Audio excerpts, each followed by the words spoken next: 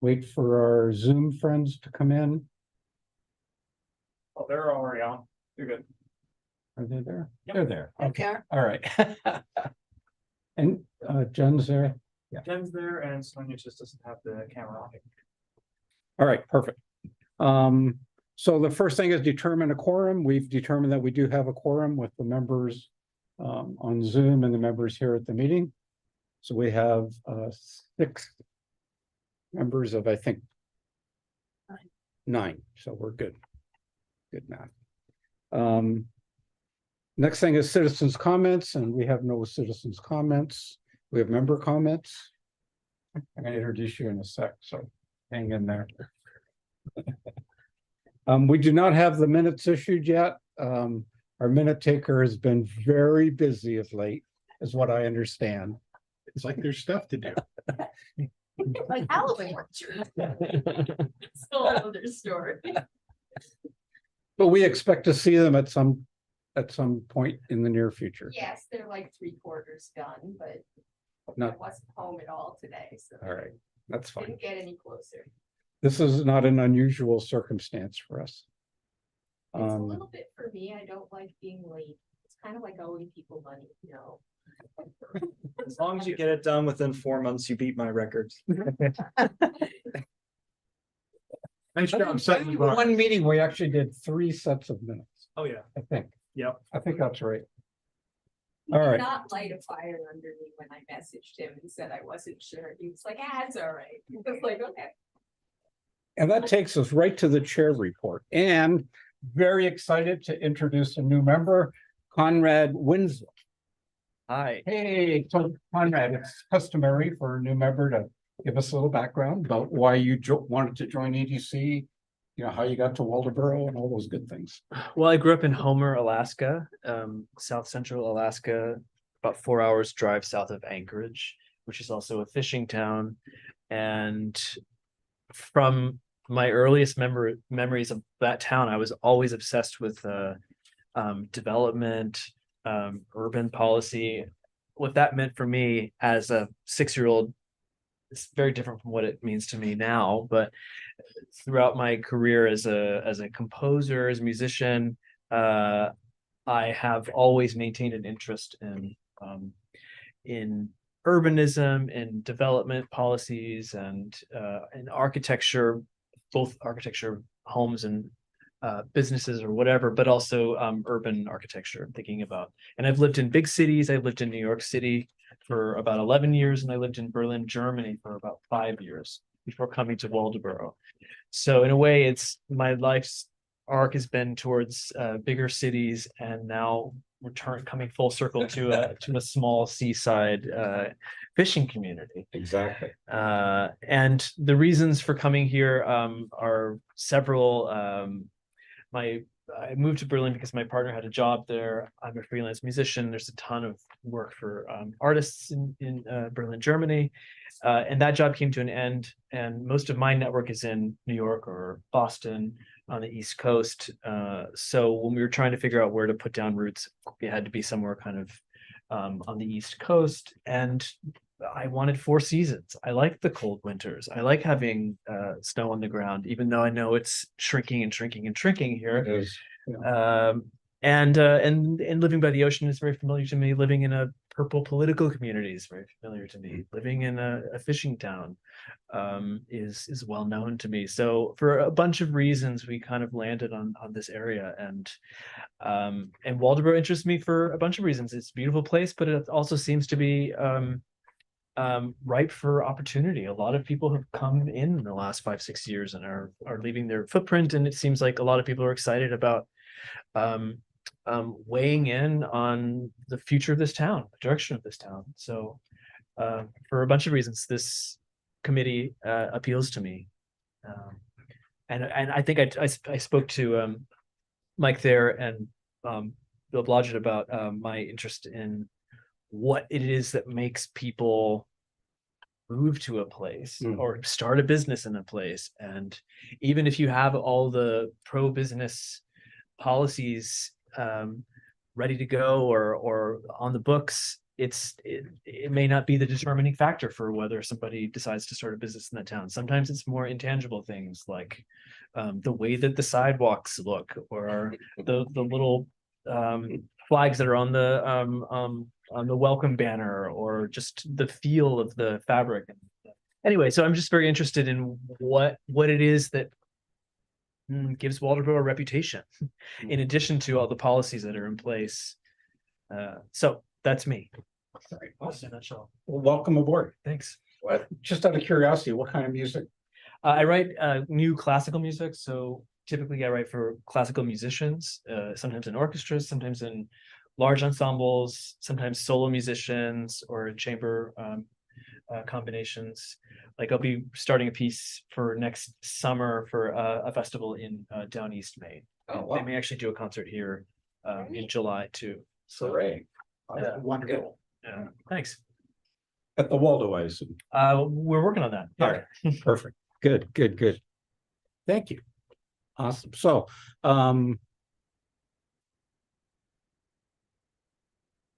so let me go through some of the numbers and all that, and then I want to talk about getting a new chair of this job that I've had for so many years and enjoyed, but I think it's a good time to get some fresh blood to new ideas and new direction, maybe a little bit.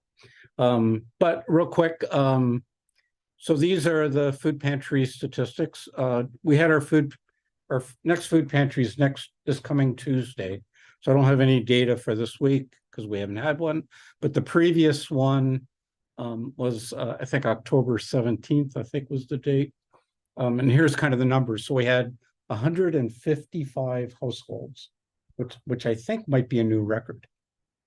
That's a lot of households. 386 individuals. Those 155 households.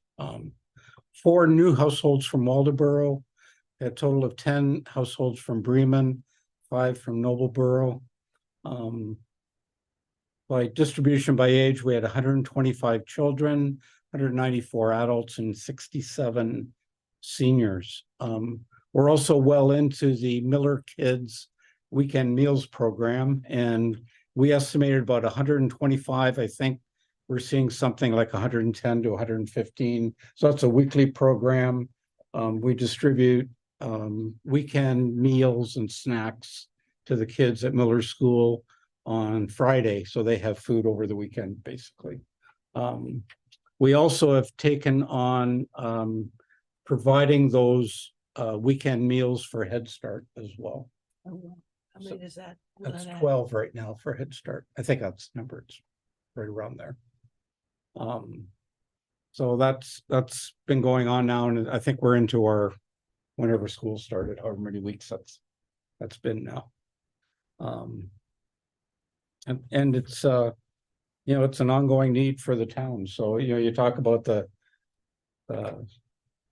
being a part of an interesting town. Part of that is that we have some poverty in Waldoboro, and it makes up a good chunk of our population. That's always a challenge we have to be cognizant of and be aware of. And there's lots of folks that need a lot of help. So, okay, so that's the numbers that I have on that. And let's talk a little bit about if there's any interest in someone taking over the chairperson's position of this committee. I think I'm going on 10 years or 9 years for sure. Sounds about right. I've outlived you, Max, for sure. I've been here longer than you've been here. Well, and usually the chair position is something that should be voted on every June. It's just when I got here, like the select board, the planning board, they all were they did do that when June came along, but that didn't seem to be brought up at all for the economic development committee. So I didn't think I thought you all just picked you and it was a lifetime appointment. Yeah, it's like the Supreme Court. Yeah, pretty much. With none of the benefits. So I'll put it out there. RVs. If there's anybody interested in, I'd be happy to stay on as a member, obviously, but I'd like to see somebody else kind of drive the committee. Why don't you say what the job entails, Jan? Well, you're looking at it, really. I mean, the only time it gets, that there's a big demand on time, I'd say like when we worked on the town pamphlet. There was a couple of long weekends that we worked on that as a team. So, there's sometimes you take on a project that is going to require some additional time. But really, for the most part, it's like I said earlier, it's herding cats. It's just keeping the agenda moving, keeping us focused on what we're here for. That's basically the job. It used to be the chairperson was responsible for the minutes and all of that stuff, and thank God the town's taken a lot of that burden off. So, And thank goodness we now have Rebecca on that. and it's gone from here to here. Hers are actually spell checked. We're very appreciative. We are. So that's it. But at the same time, I think, in the chairperson's position, if you see something that's of interest and in town and something you'd like to move forward, you're actually in a position where you can get it on the agenda. And you could actually kind of drive some of that thinking, some of that initiative. So like I say, I just personally feel like it's time for some new blood and fresh ideas. So that's kind of my thinking. Potentially, I would have an interest in becoming chairperson. I'm a little wary of just coming to my first meeting and just becoming acquainted with some of the things that are already in place, and then it seems a little bit impetuous for me to just say I want to, unless you feel that you really want that. So I think I shared this story, but I'll share it again, which is my very first EDC meeting 10 years ago. In fact, I wasn't even approved by the select board yet. So I was just a kind of a citizen sitting in on an EDC meeting, and the committee actually voted to make me the chair. Well, what I'm wondering, if I could jump in, would be whether it might allay some of your concerns, if you wouldn't mind bearing your heavy lies the crowned head, I realize, but to maybe also be our chair for December. And then Conrad could have seen sort of 2 meetings in their full glory and decide whether starting January would feel a little less like you were leaping into the unknown. I would be fine with that. I mean, that sounds good to me. If that. All right, why don't we do that? So tentatively, Next month will be an official chair election. next month we'll have a chair election. Yes. That'll be in place in January. Could we request that as many of our members attend as possible because of that election? Yes. That's a great idea. We'll just I'll send out a quick email just because that's when we'll have our regular scheduled meeting as well, and just say we'll have the chair election. You all have a month now to keep that in mind. Yep. Yeah. Perfect. All right. And I'll try to bring cookies. Okay. Sonia has a comment. I think it should go. Yeah, I think it should go to a vote. We need to know experience in sharing, etc. All right. Yeah, I think that was all to it. I'm sorry that I'm going to have my back to you and constantly turn around trying to look at the chat. Do you want me to give you, I'll just tell you when she has a chat. How's that? Sounds good. That would be great.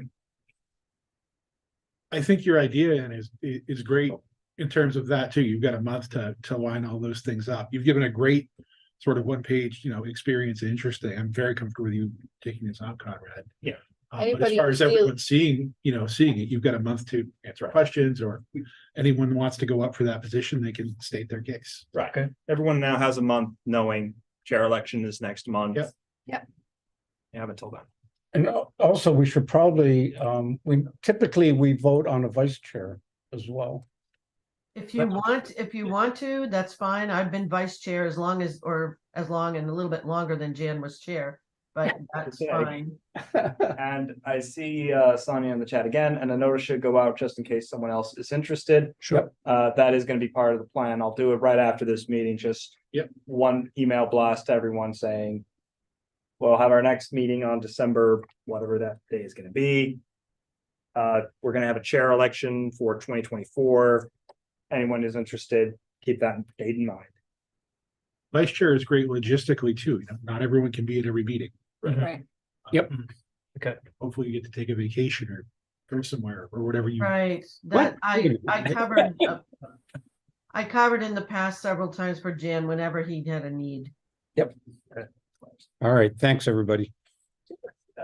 All right, so that's the end of chair report. I don't have anything else, which takes us to town updates. Max? Sonia just had one comment, because being a chair is a big responsibility and requires skills.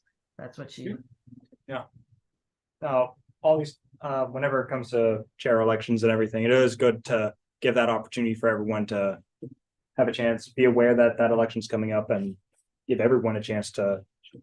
Raise their hand in case they're interested in doing it. And then we have our actual debates.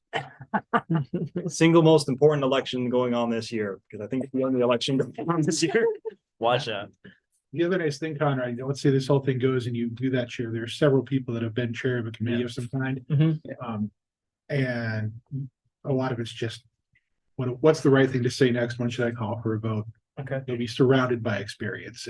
You're in charge, but you would also have the support you need. No one expects every meeting to be perfect, and if something's wrong, we'll say something. And Max is always here. That's true. I'm here when you need a scapegoat. Okay. The town That's what you spirit. meant, right? It really wasn't, but you're always there for advice. That's what I meant. There's a Um, vehicle. A very loud, Mark- The code enforcement officer is leaving for the day. the code Yeah, we could enforcement put a vehicle officer has noise. left the building. Yeah. He has, so hopefully no one needs a building permit until next Monday. So, Town updates. Town updates, yes. Let's start with planning board items. There's going to be 3 different applications on November 9th because I'm a glutton for punishment. There's going to be a vehicle service application, someone just building an addition to their garage. There's going to be an event center / agriculture related business on Robinson Road. So sort of a farm to table experience that they want to do. And then possibly the bigger exciting item is designs for the 80 Gray building. Potentially the final designs. Here are some pictures for people who want to take a look. I'm going to start here and then we can just pass it around. There was a Facebook post. Yep. that Went around today that had that. Boy, have I ever missed a lot today. And then there's one on the back of the page. Oh, cool. Hopefully this will be accepted and It's about the same size, isn't it? Just roughly, yeah. roughly. Hopefully it will be accepted and then they can actually start with demolition, which they hope to do at the end of the year, and then we might have that late next year or summer 25. So there's to be some kind of rectangular shaped building. That's To excellent. what degree, is it going to take all of the space of the 80 Gray and the playing fields, or? No, so, and I think the one that Conrad has actually shows what the footprint would be. So where the building is roughly is the same footprint that the current building has, or at least what it had before the west wing was demolished. I love the way this town does stuff. It's exactly the size of the current building, except for when the West Wing was demolished. It's a very main thing. Yeah, You're right. I lived in the old Merrill House for a long time. and Until it became the old Neiman House. Sonia, Jen, I'm Yeah, sorry I yeah. didn't send the pictures out to you beforehand, but they are on the town website under the planning board section. Just in case you do want to see the pictures. Thanks, Max. French thing with this Yep. Pretty basic, I guess, but allusion to a mansard roof, sort of. how many residents, Max? This would be 36 units. Okay. Yeah. They're just finalizing all that. Becca, did you get a chance to look at this or? I've seen it. It does actually look better, so I think that's good. Because that was the primary complaint before, was that it's sort of. That was a brick building before. I worry about the flat roof, but we don't get much snow anymore, so I guess you don't have to worry about it these days. Yeah, the flat roof was something everyone kept talking about back in April, and it was kind of more or less not a big deal because Yeah. Hannaford exists. There are plenty of flat roofs in Maine. That was the gist of it. As long as it's designed for the snow load, it's fine. Yeah. Message there.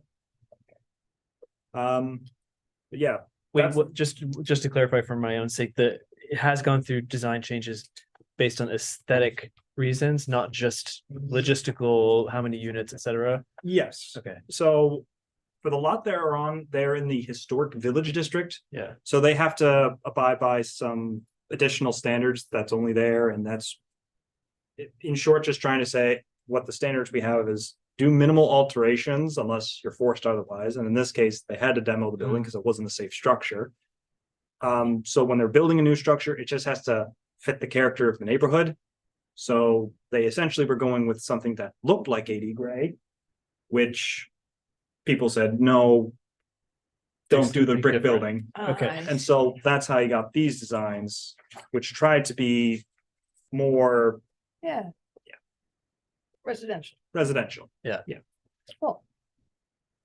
including like the fake. I can't remember what that term is. Everyone's been telling me what it is, but it's like, it looks like the roof is out here, but it, mansard roof. Mansard, yeah. Right, like in French architecture. yeah, that's it.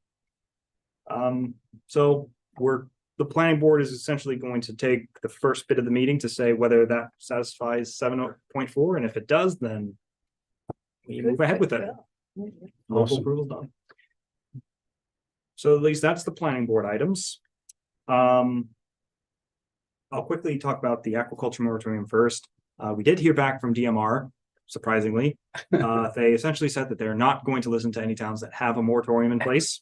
I'm glad we put all that work in. I know. I think that's what George said, didn't he? That's what a lot of people assumed they were going to say anyways. We expected this. We were just waiting to see if they had any other parts in it, such as, but we understand there's concerns. We're willing to work with towns. Didn't hear any of that. But we are still working on a capacity study. We're working with an environmental group that's done some other similar projects before in Brunswick, and they're doing one in Brunswick now, actually. Just to see what impacts could happen with oysters in the river, whether it's water quality impacts or the different environments that are going to be up and down the Madomic River that have to be kept in mind. That's just in the works right now, and that's going to help with some of our other, moratorium concerns moving on. So no ordinance in the works now, and the moratorium is likely just going to last until we can get that study going. Is there anybody pushing for an oyster farm on the river? There is one lease that we know of that was proposed down in Back Cove. But there's also navigational concerns that were raised about it, which is one of the things that usually ends one of those leases. So I don't know where the progress for that one is right now. It takes quite a while for a lease to get approved. So that's the only one I'm aware of. Sonia's asking, what environmental group are you referring to? Forest Bell, I think, down in Portland. We've worked with them in the past on some other Madomic River study. I can't remember what it was. It wasn't the actual Madomic River project. That was UMO. But Julie said that we worked with, Forest Bell, yes. yes. That's the group, and we told them about this. They said it does sound very interesting, and we're just working out some of the more details with them about that. Would I don't that need to- group, would that group generate something like an inventory or a document that delineates what the current environment is? Yeah.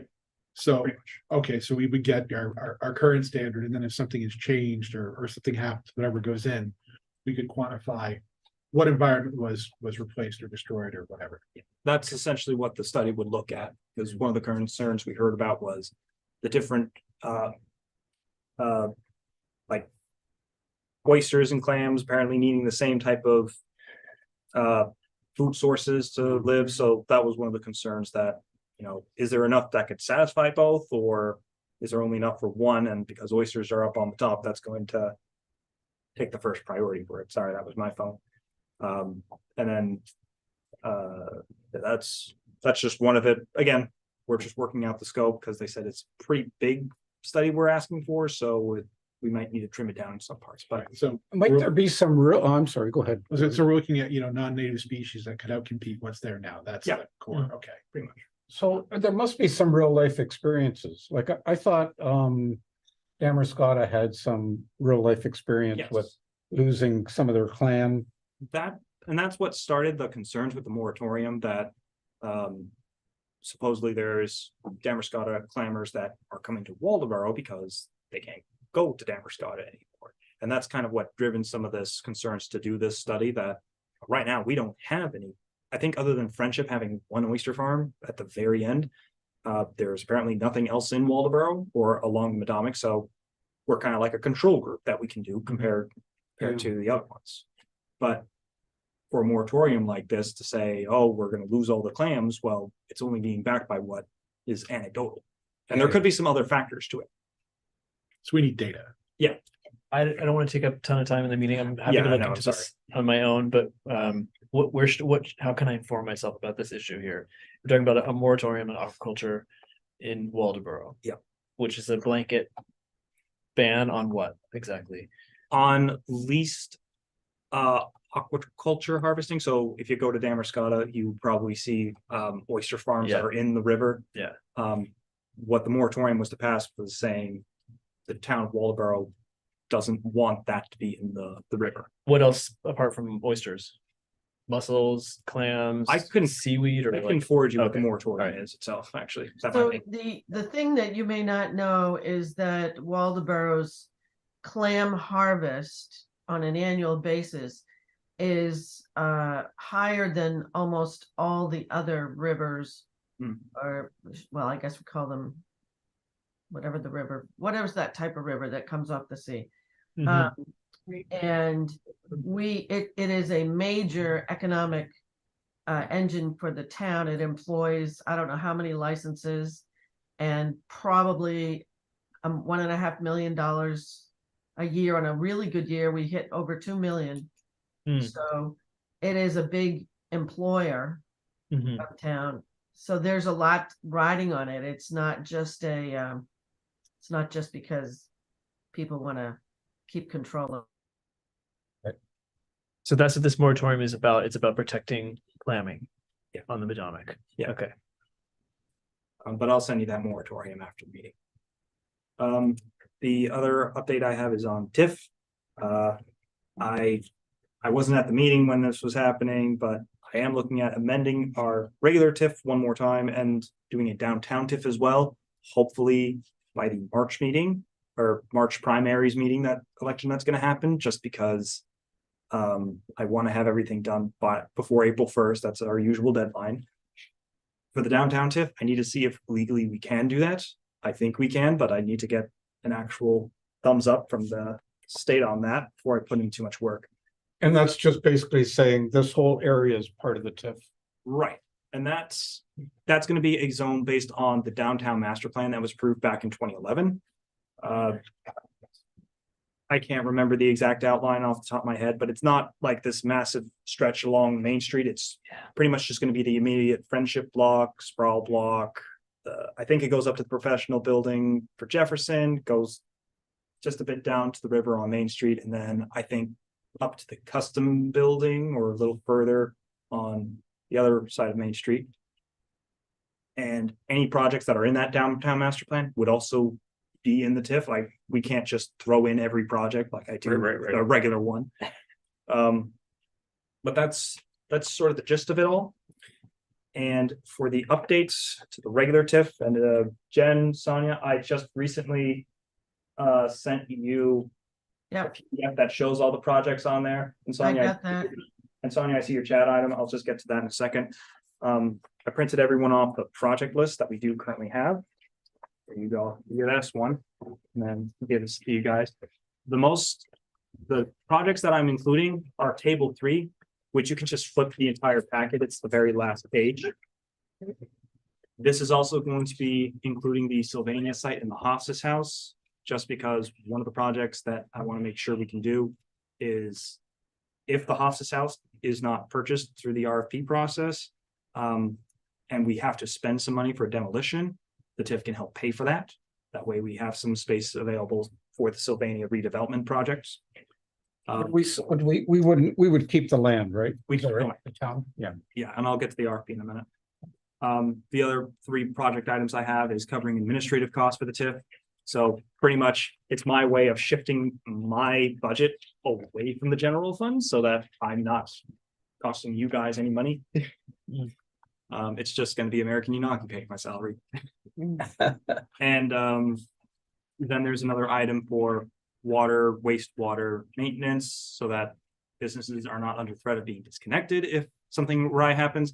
And then the third item was municipal building upgrades, because things like heat pumps, security, were things we were looking at. Now we can do it. This was recently included by the state legislature back in June. I am also open to other amendments people would like to have. I think because 80 Gray is going to be sold soon, that's now going to enter the tax roll. So I think this year we're getting 90,000 included in the TIF. Next year, we might see that go to 120, 30, maybe. And that's just me rough guessing. All of that will be part of it. We'll go to the TIF, right? Yeah. Because it's all new tax. Yep. Yep. All right, great. And I see Sonia. Oh. Sonia, let me see what this question was.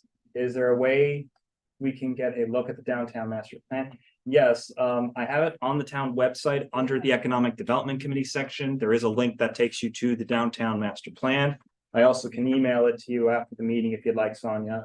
Just let me know in the chat. I think that's roughly sums it up for the TIF. Right now, I'm not spending it like crazy right now because we are still doing the water study right now. That's to get the water to the 220 Route 1 intersection at the top of the hill where Moody's Diner is, Borealis Breads. They've been wanting some public water there for some time. This will get that addressed so they don't have a dry well when we would like to have some of their food. And other part of it is the broadband fiber study that we've been, I don't think we've gotten any updates from them yet. We should be getting it soon though, probably. One update I can send, and I think someone replied to the email. I emailed LCI. They asked for an extension on time. We were going to meet with them in October. And they said, hey, we've got a lot going on right now, and they want to give us good information. So they asked for November. The email I just sent was, hey, everyone, welcome to November. Do we have some solid dates? Because the dates in November were, as these things go, were nebulous, hey, early, mid-November, something like that. So I asked Alan and Randall at LCI when we want to talk about that. And we're looking for what the cost to wire the town. That's the next thing we're waiting on is a number. So we can then have those discussions of what costs X number of dollars. Where does that money come from? How do we fund it? How do we split it up? And if we need to put something on a ballot in June is what we're thinking. Yeah, potentially. As certain as those things can be, if we wanted to do a bond, for example, we need that information to form that question so people can make their mind up on that. Right. Okay. Which also might be what we're using the TIF to pay for next year. Anything else? I'm waiting to hear from some our engineers on a few projects. I already got one response for the downtown speed tables so that people are slowing down when they hit the intersection in the downtown. I don't know if I mentioned it in the planning board, that's why. It's kind of an old business, so I can wait until then unless people want to have housing come after that. And other town updates, we're just going through our RFP right now with the Hofstas House. I've had one bid more for demolition of it, so No, you don't understand. We'd like you to take the whole. Well, they would be taking the whole thing, just taking it down. Yeah. Piece by piece. Piece by piece. And Head Start. One day we'll be opening across the street on Depot. We are just waiting for them to get a fire inspection study so that they can complete their license. We'll be open. And that's about it for now. The rest would be downtown updates. updates. Oh, and I should mention, Halloween was crazy. What the? Yeah, It like, I don't know how many we had at our house. I know the. 307 at the library, kids. Right. Oh, really? And probably more parents, because you'd have one kid and 4 parents kind of thing. that's excellent. Yeah, I think we were, Natalie and I figured we had about 300. Yeah. Wow. Yeah, That's they come impressive. from all over. Great. I do actually just remember there was one more item under planning board. Yep. Last month, we had the 2 subdivision pre-applications. I know this committee wanted me to try and push the affordable item for the 12 lot subdivision. It's somewhat gone the opposite direction. There were residents who, the lots that are being split up, a good chunk of it is in what used to be farmland and is still being used as farmland by Spears Farm. So there's actually some interest in trying to keep that as one lot so that it can remain as a agricultural area. So this is probably going to turn more into maybe a 9 or 8 lot subdivision, but put on the open market. And it's just land. They didn't want to go through the affordable housing grant process or anything. They kind of want to just get them on the market as soon as possible. And they'll all be well and Yeah. septic up there. Yep. All right. More homes, that's good. Yeah, more homes is good.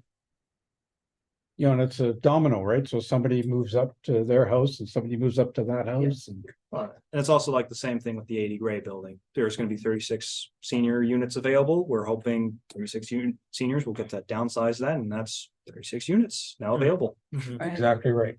Yep. Yep. Awesome. That it? That's it for the town All right. updates until the downtown item. So do you have any more of an update on the technology side, Ruben? No, that's really all that's fit to be broadcast. Okay. Spectrum's doing something.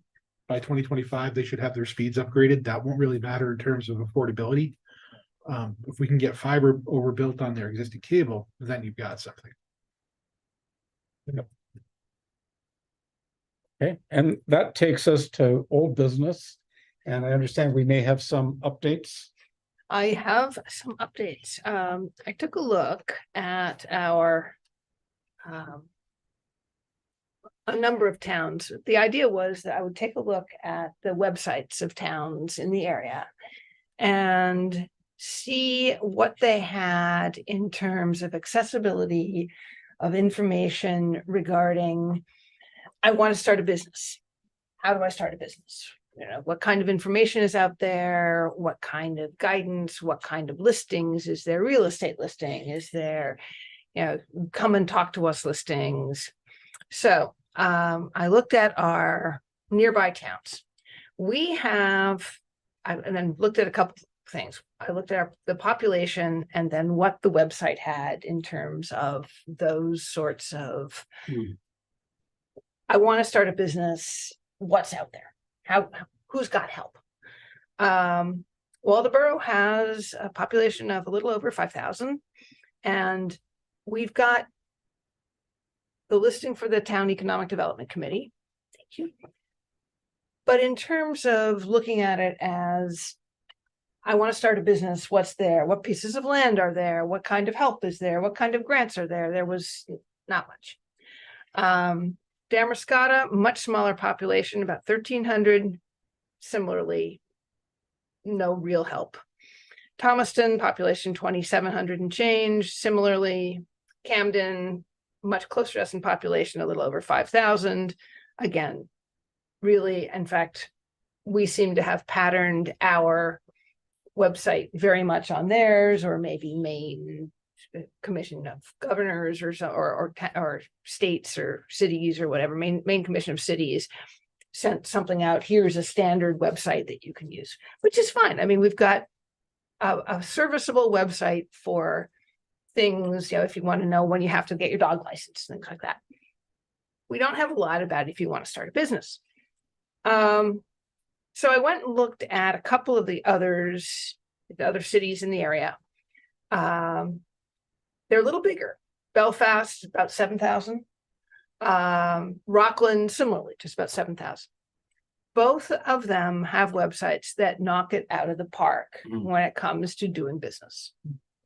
They're on the Rockland website. I'll send out this little spreadsheet that I put together because it's got the links. They've got right on the front page, there's elections and things to do, and if you're visiting, and then doing business.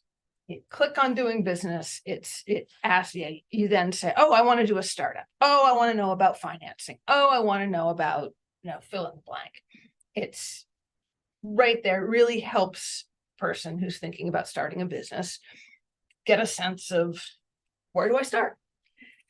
Belfast, I think there's got to be a realtor who's involved in the Belfast business world, because their doing business section has, here's available land, here's here's stuff that is brownfield, here's stuff that is greenfield, et cetera, as well as who do I need to talk to about what. Interestingly enough, I then looked at Ellsworth and Bath. Both of those have populations in the 8,500 range. And both of those have doing business sections that could definitely be better. The Bath one is very much, this is how the town government is organized. And Ellsworth is very sort of rah, we're all about doing business, but they don't have Rockland's or Belfast's really clear, here's how you go about it. I think they kind of assume that you're coming in there with your own team of lawyers or business advisors or something like that who are going to help you get the thing going. So what's the net upshot of that? I think we had talked a couple months ago about the possibility of trying to add some of this more fundamental assistance to someone who is looking at, gee, I may want to start a business in Waldoboro, and providing information that ranges from what kind of permits do you need to what chunks of land are available. I believe it was George who was the particular proponent of that. And if he or anybody else, I think we should also run it by Bob, because he was particularly interested in it as well, to see whether they would be interested in, I know Grown, another subcommittee, but to sit down and put together what of these two examples we think is useful, what we would need to do something similar. As you've said, Ruben, it's not particularly hard to add just another link on the website. So it might make sense to just give, and I'd be happy to help with this, put some stuff together that's fundamental and pulls it together so that it answers people's questions. And I was at the Waldoboro Business Association meeting on Monday, which was held at Laura Cabot's and was fabulous. The food was insane. I'm joining. I've got to write my check and send it off. Good job, then. But That was actually, I give all the credit to Laura. She just put on it. It was like, we haven't had, it was like a party. It was It really absolutely was. fantastic. And Laura is amazing. yeah, a party with networking. So Yeah. it would be something that we might want. I don't know whether you would have time, Jen, to help interface with the business association to make sure that we're answering questions that they have. In what way, Ann? Because that's what we usually are. What are you imagining? Well, just thinking that if what we're trying to do is put together a resource for people coming to Waldoboro with the idea that I want to start a business. Your group is folks that have indeed started businesses in Waldoboro. Yeah. What things did they wish they had up front? So actually, it's an interesting question, because we talk a lot about the new businesses in town and so forth. And we've we're actually, I think, more accessible as a town than we've ever been before. But the people who you really hear the complaints are the bankers, mostly the bankers who are getting finance. They're offering financing for the businesses. Yeah, And we have a couple of banks on our board. That's where we hear the complaints about the difficulties from those guys. uh-huh, And it's very interesting. So I usually pass on anything to Max if we hear anything that is concerning. right, but also, not even complaints, but things like, gee, I wish I'd known, or I was so confused about X. This could have made it easier for me to transition. Yeah, because I know that the Rockland doing business has a section on finance. Mhm. And they talk about how they're always trying to get grants going, and they've got this TIF financing and stuff like that. And one never wants to overpromise, but to help people understand the landscape is just something that might So be. what we can I mean, do, I well- think one thing we could do right away is maybe create a survey for Mm. people who are either going through the process or people who've been through the process, just to get feedback for what that helps people. Yeah, To have direct questions. Doesn't have to be a lot of questions, doesn't have to be a big deal. right, But right. that would get us information right away. And you could have a bunch, Max, in your office even, and when you're working with somebody, say, here's we'd love to get feedback from you about how this experience has been for you, so they could get them from a lot of perspectives. So do we think Jim, I was gonna say, Go ahead. before we get into that, Sonia had a question for a while. Did you try the Chamber of Commerce's website as well, or was this just towns? This was just the town website. Okay. Because when I'm just going off my own experience, which was, hey, Patty, I was, I had a business. I wasn't planning to start a business, but I thought, what does the Economic Development Committee put itself forward as having, doing, providing?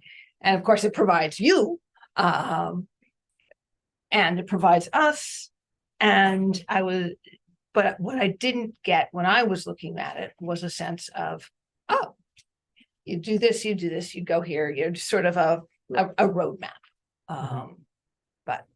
so I think it might be valuable if you could share that spreadsheet. Yes, And then we could all have a look at the relevant websites that the other towns have that might steer businesses. And then we could come back here next month, maybe have like a nice open discussion. Yep. In terms of, first of all, is there anything in there that we find would be useful? And then can we turn that into a document, a survey that we could send out to the Waldeboro Business Association? Yeah. And see if we're, heading in the right direction. Yeah. But I love the idea of having a section on the town website to say, hey, we're here to help. In fact, that was the whole idea of that brochure we did Mhm. several years back was, hey, we're easy to do business with. Yeah. We've got all these, we're centrally located, we're, we want your business in our town. And I think the website should reflect that. Well, and I can also just talk with the Bath and Rockland and Belfast and see what on the website has been getting some of the attention on it as What's well. been driving Yeah. businesses in? Yeah, brilliant. Yeah, I love that. But it would be good to get some of the feedback as well from the businesses in Waldeboro, see what made coming here a lot easier, what made it ideal to be coming here. Well, I'm really curious. Did you say Rockland has some incentives? I was skimming it. I apologize, my week has been absolutely insane, but I skimmed it and it talks about financing and it goes over, and this was at a high level because I didn't click on every Yeah. link. But that there were various loan programs that were out there and so on and so. Like at a state level, maybe. It wasn't the town It doing was that. not the town. I wouldn't think. No, I think I've looked at that as well, and a lot of them are resources that we actually have access to as well. I Mhm. think which matter, we just. don't- Just advertise. Right. Yeah. Well, we did the community development block grant for Odd Alewives like 2 or 3 years ago. And that was something I thought was gonna be like an annual tradition at this point where a business would want to come in and do it every single year because it works so well with them and we'd be used to it at this point, but. Never we've done happened. it ever since. So that requires somebody coming to the town and Yeah. applying with the town. The CDBG, what we did with Odd Alewives Yeah. was, it's a state program technically, but we would apply on behalf of a business who's saying, I will create X number of jobs if I get X number of dollars. Okay. And I think it's like 30,000 for every full-time job. So if you have a business and you want to hire 2 new people, you could get $60,000. Right, right. Potentially. Potentially. So other businesses know about this, they just have not I- pursued this option. I don't know if they're aware of this actually, because we tried it and I think Damascotta, I'm helping Damascotta with one over there. Uh-huh. Lincoln County's helped Noblesboro with one as well, but you have to commit to having that You're right. hiring. Right, Yeah. okay. So they're gonna help you develop part of your business. Could be. It could be technology, it could be physical building, it could be. Not construction, but it used usually for a business that's kind of hit they've hit a cliff or plateau Yeah. and they need more inventory, but they just don't have the profits to support it. Well, that's what this would ideally help fund. Buying all that inventory to then, I'll see that in a minute, buying all that inventory so that you can expand your profits and thus hire someone else for the future.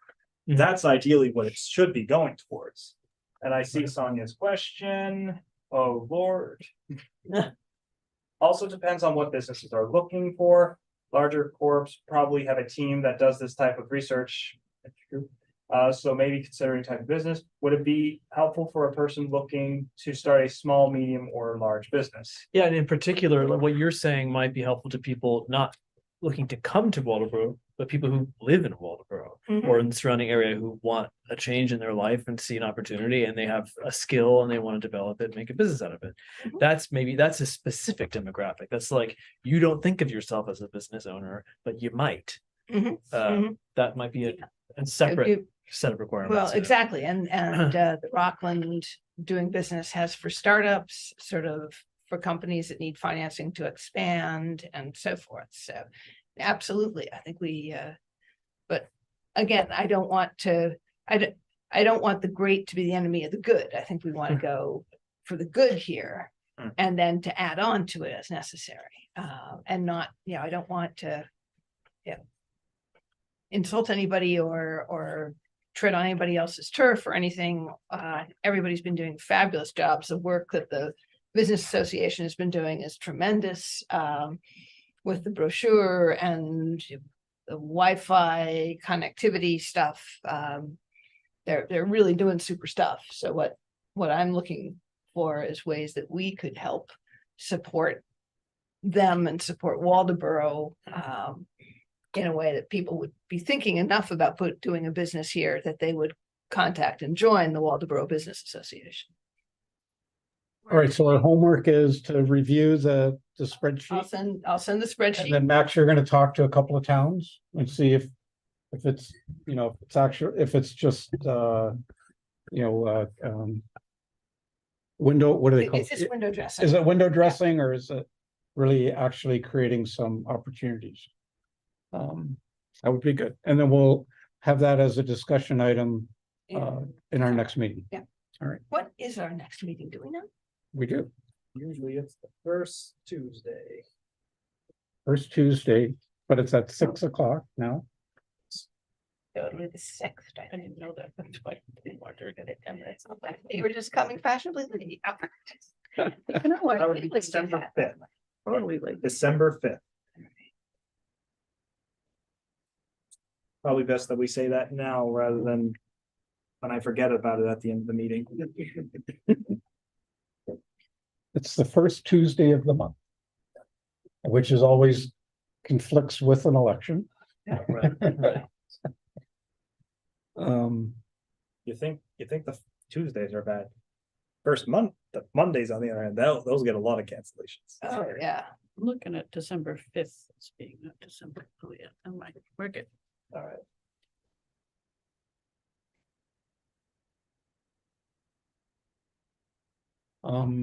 Anything else on the housing initiative or the finding a job initiative? Any of those other things that we discussed last time? Can you hear me? I think, did I get the speaker working? Yes, I good. hear you. Okay, thank you. Okay. Well, I not much to update on the housing, but I've been doing some more digging. And I had some other questions I thought we had to consider.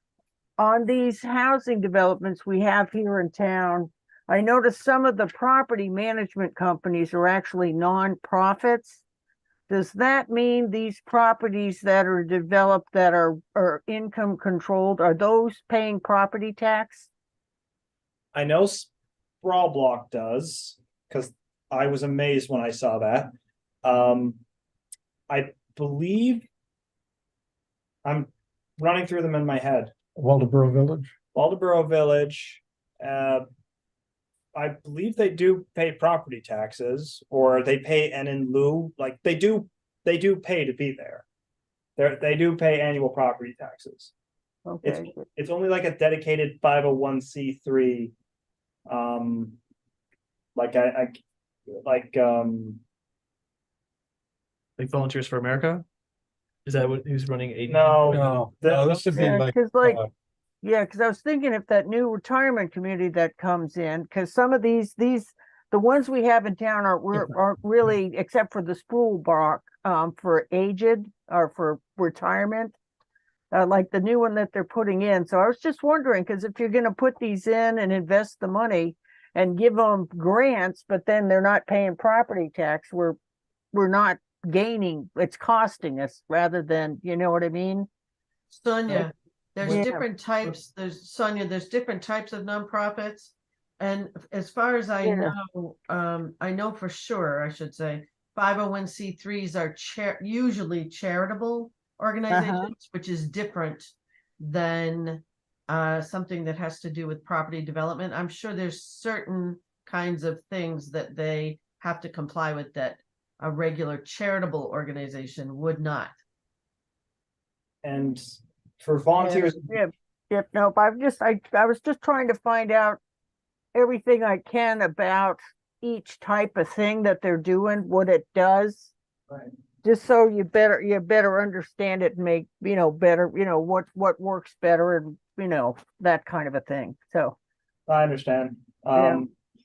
so, But But- go ahead. no, you go ahead. That was mainly my own concern, because I was making notes on, because the same property managers seem to be in the entire county for Lincoln and Knox. But they're different for some. Some are not nonprofits and others are. So I was wondering, because we should know this about them, that kind of a thing, just to have the information. So, at least for Volunteers America, I do remember that was one of the concerns people raised very early on as well. And they did say that they're going to be paying property taxes, or they're paying in lieu of taxes. I think they do that with the Thomaston facility they have already. I can double check that though, if you'd like. Okay, yeah, just so what that arrangement is, just so, yeah, thank you. If there's a way I can look it up so I don't have to add to your list of stuff to do, Max, that would work too. So. But that's about it I had on the thing, but I did find out there's ways to get loans if you want to buy a mobile home. Okay, they have that. There's other programs under the housing, and then they have different first-time buyers, but some of these are for foster children. Some are so specific, it's only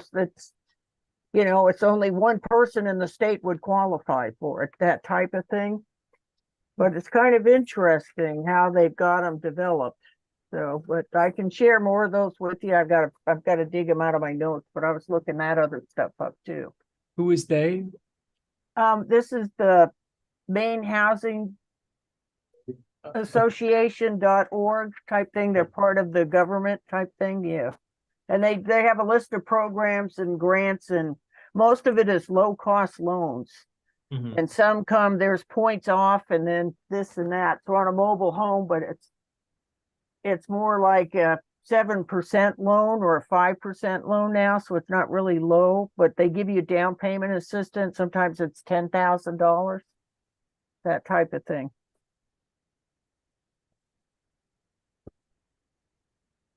So, and obviously if we have to be really careful if we're promoting any of those kinds of opportunities that they would apply. I think in those cases, you're best to just create a link back to the website Right. and let individuals make their own determination whether it applies or doesn't apply to them. And I think that's similar to what Ann was talking about earlier on the different things that Rockland has, like they will take you to links to all that stuff. This So- may or may not apply to you, but go Right. ahead and have a Right. look. Or explain, yeah, and we'll explain it to you, we'll, you Right, know. right. Yeah. All right, all right, good. Thank you. Thank you.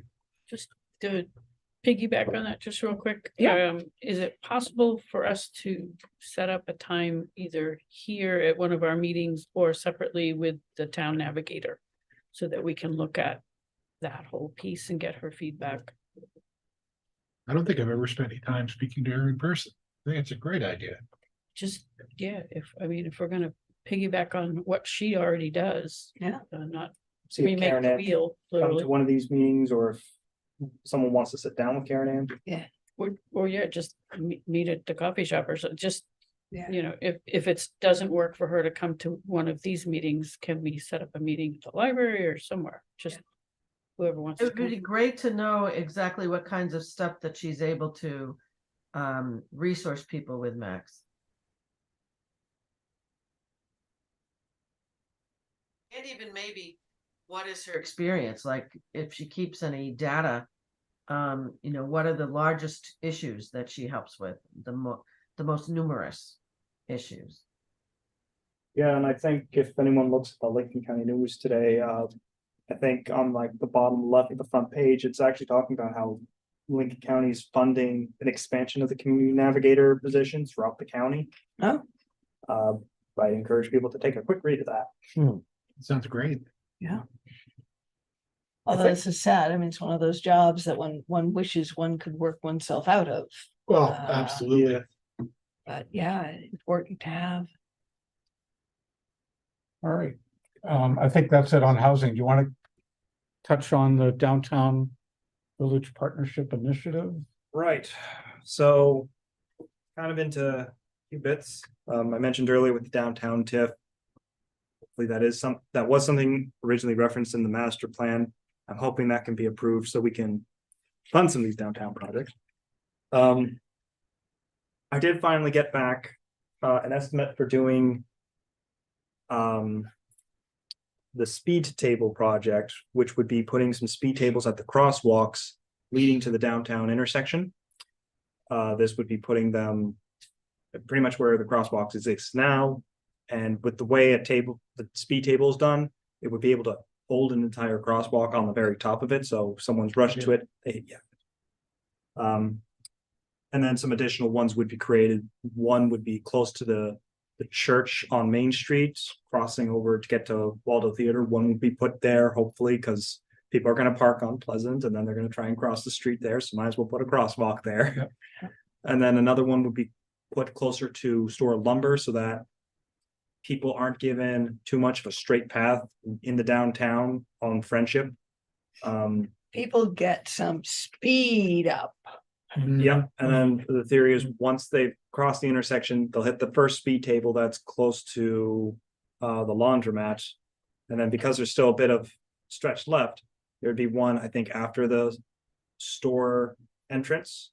And then once you hit that one, it's starting to curve. So they have to still slow down for that area there. And then other way around. Very crafty. And then other way around, if they try to get to the downtown, they turn the corner, hit first speed table, hit the second speed table, and then they're already at the intersection at that point. So Is there a way to alert people that, like I know, like Thomaston's had that your speed sign forever. Right. I love that. We would probably want to put some of those signs up, at least in the beginning, so that people are aware of that before they destroy their cars. Yeah. And then hopefully it would fade out over time. Although, could we leave the sign off for just about a week? You want to try and have some Dukes of Hazzard reenactments? Did you see Sonia's question? Matt? Yeah, I did see Sonia's question, very quick, just very quick, were you saying something, Rebecca, or? I totally picture that with people coming down. So Sonia's question is, what is a speed table? So it's very similar to a speed bump. Speed bump, you know, it's the very quick. Yep. Dent up. A speed table, it's wind out a little bit more, so you're up at an elevation for maybe 1 second and then you go right back down, whereas a speed table is a fraction of a second. Or speed bump. Speed bump. Yeah. But it can be When like I the whole messed it up. crosswalk, right? Right. Yes. Then you're elevating the people too, so they're easier to see. Yeah, Right. it's an elevated crosswalk. Is that what you just said? Yeah, that's the best way. That's what I'm gonna have to do when promoting it. It's an elevated crosswalk. That's the best way of saying it. Oh, okay. I haven't seen that, but yeah, be careful of those. But I was thinking, I was noticing your newly painted crosswalks. It's really not helpful. How about moving them more into the middle of the intersection, not at the corner? Because the car has to stop to look both ways, and that car has to stop right on the crosswalk. And I actually saw, I think it was in Rockland or Camden, where they had the crosswalks inside the intersection. They formed a square. Okay, but they were, they were in front of the car's bumper that stopped at the corner. But you could still get into the crosswalk from the corner because they linked up with the point type of thing. It was just, I thought it was pretty clever. I will speak up for the crosswalks that are not at intersections and say that they're there for a reason, which is that we don't have good pedestrian facilities in the first place. So we have sidewalks that go for a stretch and then they stop. Right. And so then you need a crosswalk to get to the other side of the street where there is a sidewalk that continues for a block. So if we had more robust pedestrian facilities, which is sidewalks on both sides of the street everywhere, there wouldn't be such a need for these crosswalks that are off of intersections. That's one of the factors. Yeah. I can't help it on that. We're working on it. We're working on it. I can only go so much, and also with it being state roads, I have to try and work with what the state gives us. And it was already a bit of a lengthy battle to get Public Works and the state to agree to this one item. Yeah. The speed table thing is actually great. I mean, Dutch cities, which are really great for bikes and pedestrians, use a lot of these kinds of elevated crosswalks or elevated bike paths, and it makes you feel better as a pedestrian. It makes you feel like you have a place in this world. So they actually look good. They make pedestrians feel like they're useful. They belong. Yeah. Yeah, and they're a little bit more comfortable than a speed bump, I think, riding over them. See, seems like it at least. And I'm guessing we'll have to have, a training program with the Public Works plow guys to make sure they don't whack their plows against them. Yep, that was part of the discussion when DOT said speed tables are good, and Public Works said, are they? But apparently it is good for snow plowing, so that's what put them on board, at least compared to speed bumps. Good. I've seen a lot of speed bumps removed by snowplows. Now, with all that said, the price for this wonderful thing that we were talking about is going to be $270,000. Yikes. So I am going with the Village Partnership Program through DOT. Hopefully that will do half of it, and the other half of it will be our TIF. Let's do it. All right. That's how I'm hoping I get the grant, or else I have an interesting question for everyone later about funding this for $250,000. Yeah. How much of our TIF would that use up? Well, right now we get about 90,000-ish for annual revenue. I'm anticipating it'll be about 120 next year. So we'd have to probably borrow for that. Yeah, we'd borrow against the TIF, right? Right. Yeah. Right. just don't like borrowing that much. That's it. That was my question. Is there still borrowing potential in the, yeah. all right. Well, and that's just assuming, I'm only looking at 80 gray as the only improvement. Maybe something else is gonna happen and it jumps up another 100,000, who knows? Yep. Um, Well, I'm thrilled every time we get an opportunity to use the TIF. Like, Yeah. to me, that's like. Anybody who sat in those meetings however many years ago. oh, I remember. It's a wonderful time. All right, The only other downtown items to talk about are the Worcester parking lot. oh, yeah. Yep, so we will soon, I know I said this a while ago, but soon there will be a more formal public forum. I was gonna probably have it as a separate night so that people in town would be invited to come in and see what's being thought of. I wanted to wait until this study was ready so that we could say, this is how we're gonna address the streets at least. Now we gotta talk about how we're gonna do the off-street parking, which is gonna still take some time. I think when Julie and I were talking about today, we're hoping we can get a grant next year to help with cleaning up the Worcester parking lot. But it's probably gonna be 2025 that we would actually see this being done. And again, we're hoping we'd get a grant and then use some of the TIF money to address that as well. Part of it would be the one part that's where the cabinet maker is right now. Yeah. The town has had to go back and forth to make sure we actually own that so that that could be turned into a pedestrian access as well. It's a lot easier to walk up compared to the other side. So we try and turn that into pedestrian area so that those could be the handicap parking spaces down there rather than have that closer over to the Main Street area. And then the rest of it's just getting the lines painted, making sure we can go out as wide as far as we can so that we can fit as many cars as we can. Because when I talk with the businesses, bit informally, getting their opinions on how many spots they need, we're probably gonna already hit capacity on that. And yep, that's So what it I'm will looking be forward to. paved. Yes, I don't know when though. That will probably be 2025 because we want to just get it all. We'd want to get the study done first to see exactly how much we can fit. Get the grant funding, get the TIF all settled, and then we can actually pay for it to be done. Will there be restrictions on the parking? I would not like to have restrictions done in the parking, but what I envisioned, and this is what I want to try and push for people to accept, is on-street parking should be the 30-minute, 1 hour parking, like you're in, you're out, that's it. And then if you're trying to stay there a lot longer, if you want to go to the Narrows, if you're trying to visit a friend over in the area, you park in the Worcester parking lot and you can stay as long as you want, but to a reasonable extent. Because I always hear it all the time. People don't want to be in the Worcester Park. They want to park on the street because they have a bit difficulty walking up the hill. I understand that. So let's leave that to the people who need to get in and out quickly for reasonable times.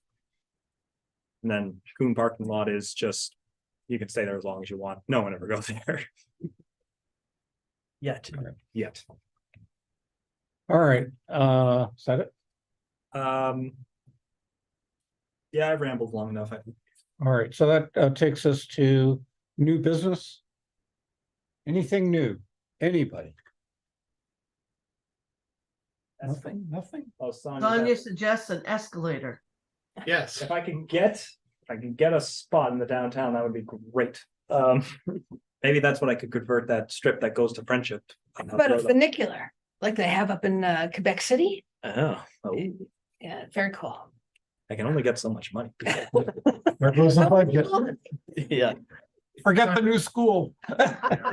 We need a funicular. Actually, I just had a question about the accessory dwelling unit thing. Oh, right. They're totally permitted. I'm aware of that. Are there any other incentives for people to build accessory dwelling units on the books? It would be more, it's non-financial incentives. Okay. So right now, if someone wanted to build a single family dwelling, they have to have 80,000 square feet in most of the town. It varies differently. I actually had a fun talk about this yesterday with 2 days ago with the code enforcement officers. If you want to build a single family dwelling anywhere in the rural or residential district, 80,000 square feet, if you make it a duplex, it's the same exact square footage and dimensional standards. Mhm. But if you make them two separate buildings, then it's 80,000 each.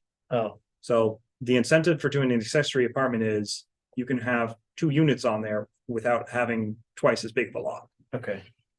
Okay, got it. But there's no like property tax incentive for you to build an accessory dwelling unit. That would be a question I'd probably have to ask Daryl, and I think it would I be. bet you it would be the opposite. Yeah, that's what I was worried of. Yeah, I didn't want to say that on recording, Jen. I guess I'm just asking the question. Sorry. I'm curious to know why does the town, well, what does the town want? The town wants more housing, right? Right. Does the town want to incentivize that form of housing or not? I want any development, really. Like, I'd love to have, especially if it looks like this, I'd love to have more of these types of apartment buildings. Yeah. But I also know that accessory dwelling units might be a much more easier and feasible thing for a lot more people to do. To me, any housing's great housing at this point. Like, we are vastly, I know, I'm No, I probably, just have a question for you. I'm probably going extremes when I'm saying all this, but I think from what the Lincoln County study said, we need maybe 150 units by the end of the decade to even be at where we're at now. Yeah. I guess I just wonder if it makes sense then for the town to say you have a 6-year abatement if you of a certain percentage if you build an accessory dwelling unit. Would the town want to do that? And that might be possible, but that's all stuff to discuss even further. And I don't want to take up more, Patty. Go ahead, No, Patty. my question is, will there be restrictions on how those accessory dwelling units are rented? Are they gonna be available to add to the Airbnb inventory or to the permanent housing rental stock inventory? And maybe that, Long-term, I should and say. maybe that Structure would the tie, tax abatement. that might tie into the abatement that Conrad was bringing up, that you get this 5-6 year term if you agree to sign on to this thing, that it won't be on Airbnb. And if you do put it on Airbnb 2 years in, you're starting to pay, you're paying back taxes at that point. So I'm just gonna, It's not a bad way to write it out. Oh, and yeah. And certainly we're in a position as a committee to make that recommendation. Yeah. To the select board.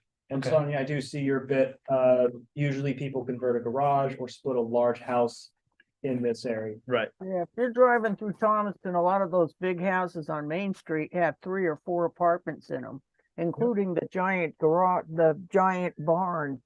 That's what most people do around here rather than build Mhm. in the lot. So it's like, they split the house up. It's a duplex or a triplex, that type of thing. So no one really builds anything new unless they're putting a garage to have their home business in. But that's how they've always done it in Maine. So, because it's expensive and people are looking to earn extra money or earn, but it's just kind of weird. That's how it does. Because Maine's never really had employment like New York City would have had. There's not companies where you go get a job on, and stuff. It's mostly self-employed employment. It's how people have done stuff. So. Yeah, and families with larger lots let their children put a trailer up that's eventually supposed to turn into a house at some point. Mhm. Stuff. But I like the concept that if you're going to spend money to develop an apartment, say in your attic or in your garage or your carriage house, and by doing that, you're going to increase your taxes a certain amount. But the town would say, if you do that, and you're creating new housing for the town of Waldeboro for this period of time, that Look the other way. we would hold off Right. on the tax increase for this period of time. I mean, that's not a bad incentive. Yeah, I can ask Daryl more about that next week. Daryl's great about answering that. Have you met Daryl yet? Not in depth, just briefly. I mean, the whole staff for Waldeboro is fantastic. Like, Daryl's another one. You could pop in, and unless he's got to be somewhere, he'll talk to you. He's worth meeting. All right. We could put that on our old business next month. Okay. And I'm gonna call the meeting. Oh, sorry. Committee comments. I think we're done. Any random thoughts? Any random thoughts? I got lots of random thoughts. Nothing useful though. Nothing up there? All right. Adjourned.